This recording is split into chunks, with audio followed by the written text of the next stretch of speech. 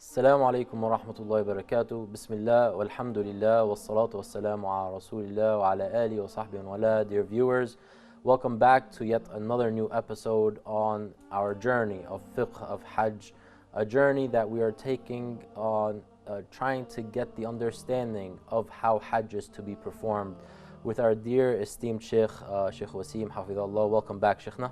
Barakallahu feek. Assalamu alaikum. Jazakallah khairan.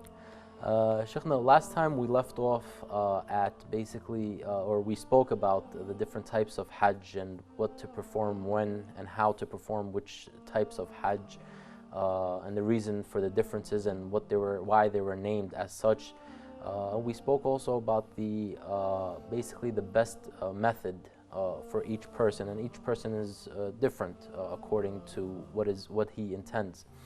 So in Hajj we have what is known as mawaqit, and we have time mawaqit and we have place mawaqit. Can you please explain what, first of all, miqat is and what the times and the places are? We did touch up briefly upon them last episode, but what is time miqat and what is the place miqat? Inshallah. Bismillah walhamdulillah wassalatu wassalamu ala rasulillah wa ba'd. So after we have decided the type of Hajj that we are going to make, we are going to now talk about the place where I'm going to start everything, start my journey. Of course, our journey starts from our homes and packing our suitcases and whatnot and getting our minds ready and whatnot, but the actual pilgrimage itself will start at a particular place. Now, as you rightly mentioned, there are the term mawaqit. It comes from the Arabic waqt, from the word means time. However, with regards to Hajj, there are two understandings with regards to the time. It's not only time, but also a place. So you have something called a miqat. This is to do with the place that a person will assume their ihram. First and foremost, we'll talk about the timing. So Allah subhanahu wa ta'ala mentions in the Quran, al-hajju ashhurun ma'lumat, that Hajj are specific and known months. So we know that Hajj is, as we mentioned I think in the previous show, it starts from the beginning of Shawwal, Dhul Qa'dah, and the first 10 days of Dhul Hijjah. This is the time frame that a person can assume there, these are the sacred months. These are the sacred months of Hajj, we should say like this. There is a difference in opinion as to does it extend up to the end of Dhul Hijjah, but again, for the purposes of our learning process, and we want to respect all opinions, I could mention 3, 4, 5, 6 opinions, and the person goes away as more confused than they were before. So it's important for us to mention opinion and then we build upon that. No. And as a side point, barakallahu feek, that fiqh is about building. Fiqh is building. For you to have a good strong foundation, it means that you will take one opinion that you will follow and you will understand that and you will worship Allah subhanahu wa ta'ala according to that, and then you'll take the next step. Then after that, if you feel you're at a level where you can discuss evidences and you can discuss with scholars and imams to take things further, maybe we can look at something else. Okay, this is for another time, but our show here is to make things easy for the viewers, that when they undertake this journey inshallah ta'ala, things are made very simple for them bi'idhnillah. So the miqat or the mawaqit is two types, time and place. We're talking about the time now. So the miqat of the time, or zamaniyya, as they say in Arabic, is the months of Shawwal and Dhul Qa'dah and the first 10 days of Dhul Hijjah. Okay, now we've got that out of the way. We're talking about now the place. So I know when I'm going to do it, I want to know where I'm going to do it. When and where. What is the where? Here we have 5 different places that a person can assume their ihram from. They will enter the state of ihram to perform their pilgrimage. And they are placed all around Mecca. So if you can imagine Mecca in the middle, and these places where you will assume your ihram are dotted around Mecca. So we'll take them one by one inshallah ta'ala and explain what they are. The first one is called Dhul Hilayfa, and this is the miqat for the people of Medina, and this is where the Prophet ﷺ assumed his ihram from, a place called Dhul Hilayfa. What does the word Dhul Hilayfa mean? The word Dhul Hilayfa, and this is something that maybe not many people know about. In fact, Dhu means ownership, or to have of something. Hulayfa is in fact the way of saying it is the name of a tree that was in a wadi, is like a valley. This place, the miqat of Dhul Hulayfa, is in a valley, and that the Prophet ﷺ would assume his ihram from a place close to a tree. Not that it has to be from that tree, of course it does not. This tree is called Halfa. But the area was then given a name of Dhul Hulayfa, the place of that small tree.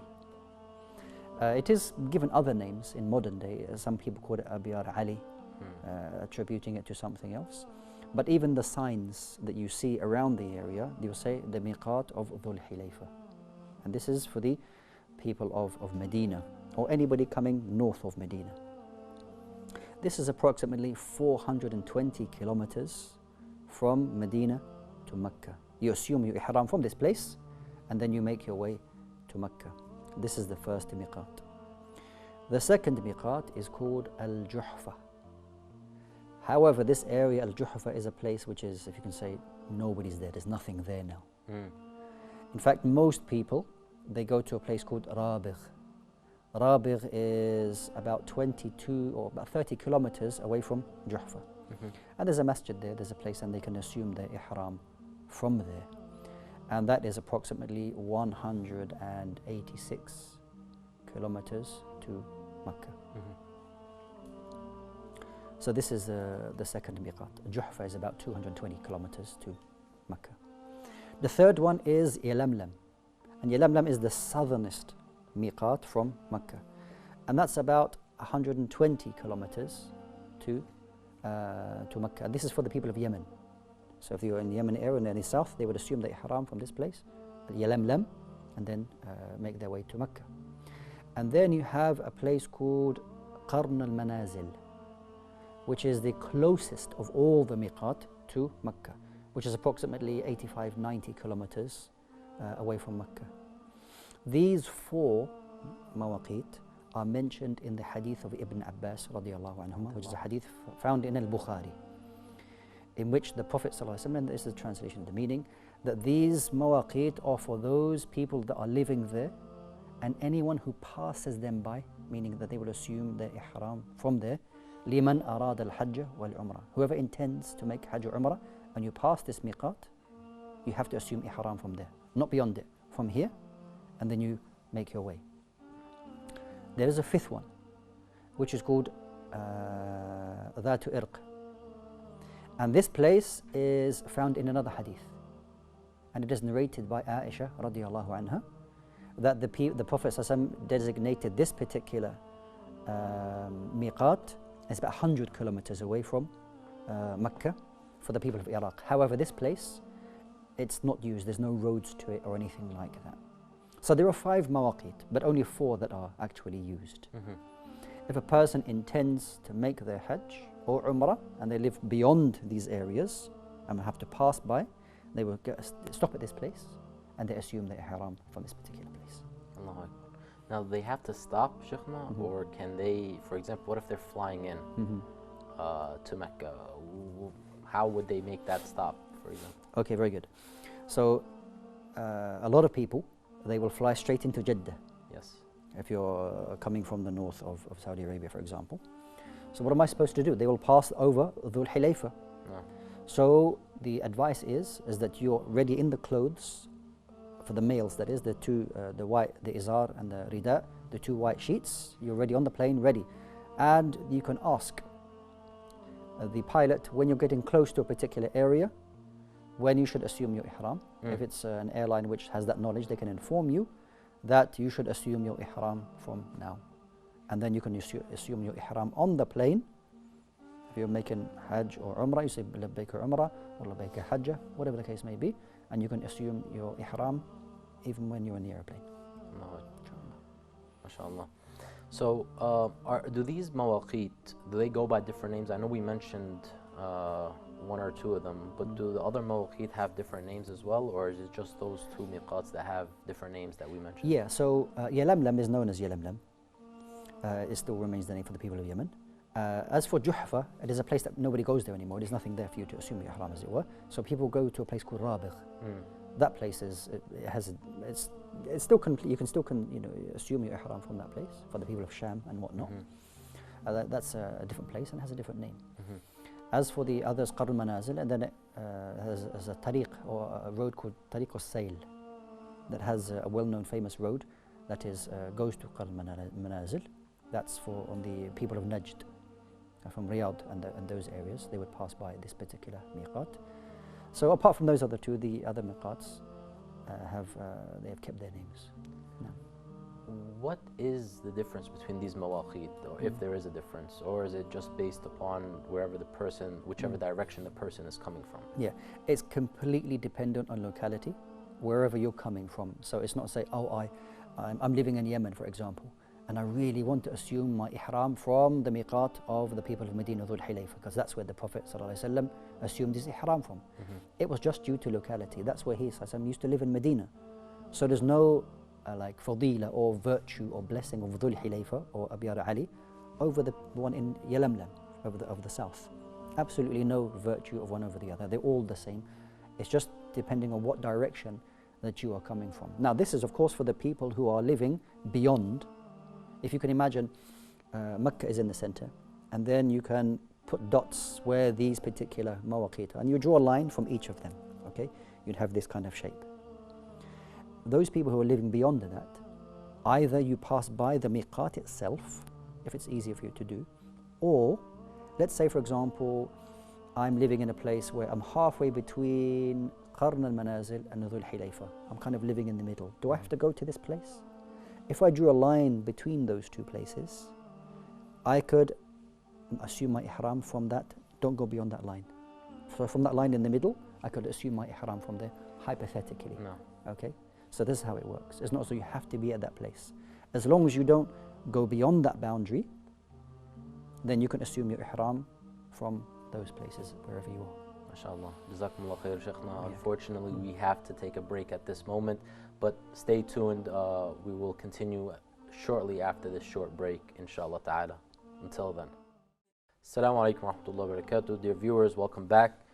Shaykhna, we left off last time on the mawaqit, and where do we start our state of ihram if we live past these miqats. But what if somebody is in Mecca at the time and he intends on Hajj, or one lives in Mecca at the time? Yeah. Does he have to go back out, or what's his situation? Sure. Okay. So we've spoken about those people who live outside the boundaries of these mawaqit, of these places where you assume ihram. There are two remaining types of people where they live. There are those people who live from the miqat, and let's say another 100 kilometers, say Dhul Hulayfa, another 100 kilometers down the road in some small village or something like that. Are they required to go all the way back to Dhul Hulayfa or Abiyar Ali, assume the ihram and then come back for ihram? We'd say no. Anybody who lives within the perimeter of these mawaqit from where they are, then they will assume the ihram from where they live. As the Prophet said, whoever's duna dhalik from min haythu ansha, that whoever person who is within these boundaries, then they assume the ihram from wherever they are. So you're not living in Mecca. Ahlul Mecca have a different ruling. But the people who live between the boundaries of the mawaqit and all the way up to Mecca, they assume the ihram from wherever they are. Okay. طيب. That's the second category of people. The third category of people is Ahlul Mecca themselves. Where do they assume their ihram from? The people of Mecca, they are required to go to the closest place of Hil. They are required to go to just outside, the closest place which is outside the haram itself, and assume their ihram from that particular place. Why? We know that the Prophet ﷺ said to Aisha radiallahu anha, when she had was on her monthly cycle, to assume her ihram, and the Prophet ﷺ asked the brother of Aisha to take her to a place called Tan'im, which is now commonly known as Masjid Tan'im, which has no known virtue. So a person, when they went to Mecca and says, oh, did you go and pray in Masjid Tan'im? As though there was some virtue. There's no virtue there. It's just a masjid, actually is outside the haram itself. But there's a very, very beautiful masjid there, no? And you can go there. There are facilities for people to, for showering and to assume the ihram there and to come back in to perform their umrah. So the people of Mecca, they will leave Mecca. The closest place, or the easiest place, is to go to that area, Tan'im. It's also given a name as Masjid Aisha as well. It's given that name as well. You can go there. You put your clothes of ihram on. You assume your ihram, and then you come back into the haram itself, and you perform the pilgrimage that you intended. SubhanAllah. So there are actually, in reality, there are three categories that we're talking about. People who live outside the mawaqit, people who live inside the mawaqit but outside Mecca, Yes. and then there are those who live inside Mecca itself. That's correct. Exactly. What about the famous debate of that the haram or anywhere in Mecca is the haram? How does that fall? Or yeah, that is the case. I mean, all of Mecca is considered haram. We know in the sound hadith that the Prophet ﷺ said that the dua of Ibrahim alayhi salam was to make Mecca all haram, and it was given to him by Allah subhanahu wa ta'ala. And I made dua to Allah subhanahu wa ta'ala to make Medina al-haram. And likewise Medina is also al-haram. So all of Mecca is and has boundaries. No, it has a very clear boundary as to what the haram actually is. And as I mentioned, that if a person who lives in Mecca is from Ahlul Mecca, the people of Mecca, they're required to go to the outside of the haram itself, assume the ihram from there, and then they can come in to perform their pilgrimage. MashaAllah. So that's with regards to the mawaqit al-makani, or the place miqat. Going back to the time miqat, we mentioned that we can go in Shawwal, we can go in Dhul Qa'dah, we can go at the first 10 days of Dhul Hijjah. But when can actually one start the Hajj itself? Very good question. Okay, so you have the months of Hajj, but it doesn't mean you can perform Hajj at any time during that, which is a very good question. So Hajj days themselves have actually set days. So you have starting on the 8th of Dhul Hijjah, which is known as the Yawm al-Tarwiyah, which inshallah ta'ala will explain in some detail a little bit later in some later shows. Yawm al-Tarwiyah. And we'll explain the meanings of all these names. We don't want to spoil that. We'll save that for later, inshallah. So the 8th day is called the Yawm al-Tarwiyah. Then the 9th day, which is called the day of Arafah, Yawm al-Arafah, that's the 9th. Then the 10th is called the day of the Yawm al-Nahar, the day of sacrifice. And then the remaining 2 or 3 days, depending on how long you stay, they are called Ayyam al-Tashriq. So if you count them all, it's 8, 9, 10, 11, 12, 13. Hajj is over 6 days. If you perform it to its fullest, the Hajj will be performed over those 6 days, inshallah. These are the actual Hajj. This is when you would actually perform the rites of Hajj during these days. And again, it's not because these are the 6 days, I'm going to miss the crowds and I want to maybe do the tawaf early and the sa'i early. No, you have to perform the acts on specified days. And this is how the Prophet taught us. Going back to the mawaqit, the times and the places, are these known to us by ijtihad, or are they known to us by Islamic law? Sure. So with regards to the timings, then this of course Nas al-Quran. This is something we find in the Quran without any doubt. Al-Hajj ashhurun ma'lumat, that the months of Hajj are specified and known. This is not something ijtihad. Somebody is using their own legal reasoning to extract some form of understanding. Okay? No, this is clear from the Quran. Similarly, the mawaqit or of the makaniya, of the places, as we mentioned, the hadith of Ibn Abbas radiallahu anhuma, in which the Prophet waqata lana, that the Messenger sallallahu alaihi wasallam determined where these mawaqit were, and there are 4 that are mentioned in this hadith, which is found in both Bukhari and Muslim. Again, it's not something that was determined by the ulama to say, right, yeah, the leg's a good distance there, that's a good, it's fairly distributed around Mecca. No, it was clearly identified to us by the Prophet sallallahu alaihi wasallam. And the 5th one, although it wasn't mentioned, is mentioned in hadith narrated by Aisha radiallahu anha in Sunan al-Nasa'i. There's a hadith on Sahih that the Prophet ﷺ determined all 5 mawaqit for us. So it's not ijtihad by people, but in fact it was by the Messenger sallallahu alaihi wasallam. Now we'll get into the details of ihram, right? What the person is intends or wears, but what is the ruling of a person to enter into the state of ihram within these mawaqit? Okay, so the ihram itself is one of the pillars of that pilgrimage. Entering into the state of ihram is one of the pillars of the pilgrimage. Meaning that if I don't enter ihram, I can't perform hajj or umrah. Quite simply, it's that important. As for the when you did it or where you did it, this is a different issue. There are some different rulings concerning that. But you actually entering into the state of ihram is a rukn, is one of the pillars of the pilgrimage that you're going to make, whether it's hajj or umrah. No. And if it is not there, then you don't have it. Let's say, for example, a person goes to one of the miqats and doesn't enter ihram, puts the clothes on, goes with the bus, goes with all the people, and then they perform, and then the person says with certainty, full of surety, he says, you know what? Or she says, I didn't enter the state of ihram. I forgot. What's the situation? It's like a person who didn't have wudu before their salah. You didn't have, or the person, it's not, if it's not there, then you can't validate that particular act of ibadah because it wasn't there. Okay?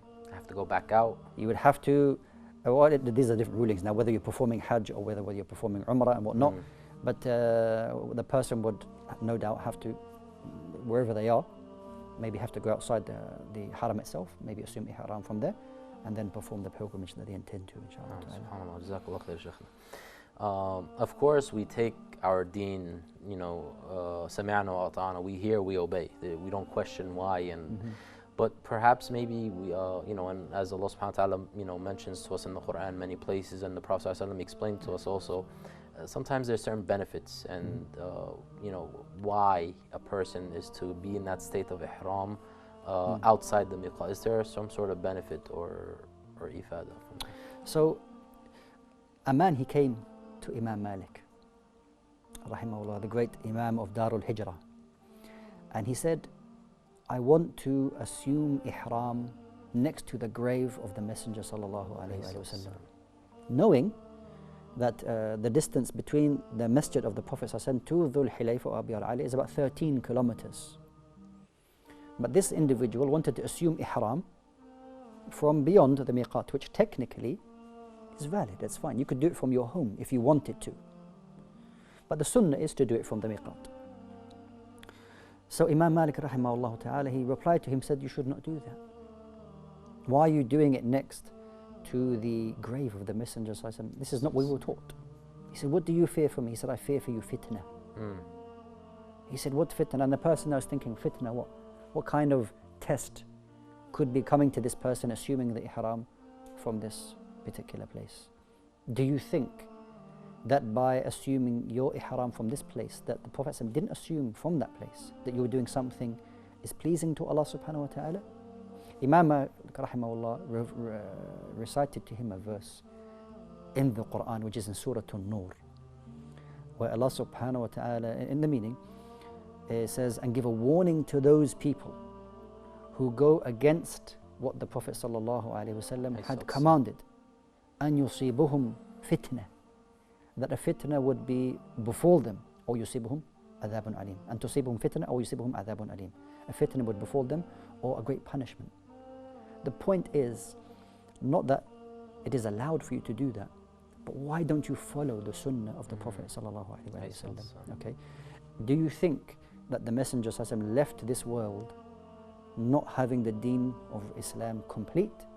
No doubt it is complete. So just following what the Prophet ﷺ is the most beloved thing to Allah subhanahu wa ta'ala. Don't think that because I'm going to assume my ihram from the grave, I want to be close to the Messenger ﷺ, that somehow is better. I mean, maybe a person has some love for the Messenger ﷺ, which is of course praiseworthy, but what is blameworthy is the way that you are doing it. And this is what is very important for us to understand, that there are praiseworthy aspects of our deen, loving Allah subhanahu wa ta'ala, loving the Messenger sallallahu alaihi wasallam. However, al-kayfiyya, but how you're going to do that may be blameworthy. This is why studying the Fiqh of Hajj and so on and so forth is extremely important. That your Hajj is fine, And we will take on later, inshallah ta'ala, that the many companions came to the Prophet and said, I did this first and I didn't do it in the right order. And the Prophet said, La haraj, if'al, la haraj, no problem, no problem, no problem. This was concerning people who had already made a mistake. They couldn't change it. But there wasn't a great issue over that. This statement, la haraj, meaning no problem, is not something we should take lightly, especially with Hajj. That maybe the person has memorized the hadith and says to the person, oh, I assumed my ihram from the grave of the Messenger. So the person says, la haraj. No, there's a reason a person did that. Why did they do that? And the answer of Imam Malik, rahimahullah, was so profound. In the Quran, warning a people to go against what was taught to us by Allah Azza wa Jalla and His Messenger. SubhanAllah. Shaykhna, our gathering is such beautiful, and we're enjoying our gathering. Unfortunately, though, we've come to an end with this session. Dear viewers, stay tuned to our next episode where we are continuing this journey, the journey of Hajj, the Fiqh of Hajj, and how to better perform this Hajj, and so that Allah subhanahu wa ta'ala can write for us a reward that is not less than paradise. We ask Allah subhanahu wa ta'ala to grant us that. Allahumma ameen. Until next time, Assalamu alaikum wa rahmatullahi wa barakatuh.